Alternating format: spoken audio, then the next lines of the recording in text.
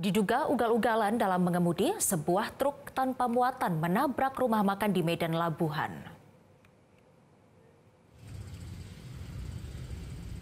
Kecelakaan tunggal ini membuat atap teras tempat tinggal yang dijadikan tempat usaha roboh usai ditabrak truk tanpa muatan yang kondisi truk tak layak jalan tersebut.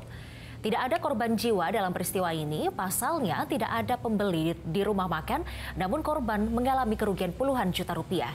Pemilik rumah makan Ari mengatakan kejadian bermula saat truk tanpa muatan dari arah pelabuhan menuju Medan dengan kecepatan tinggi, diduga ugal-ugalan di jalan dan usai menabrak, sopir melarikan diri. Petugas kepolisian dari Satlantas Polres Pelabuhan Belawan telah mengetahui identitas sopir yang melarikan diri dan akan memanggil pemilik truk untuk bertanggung jawab atas kejadian yang nyaris banyak menelan korban jiwa.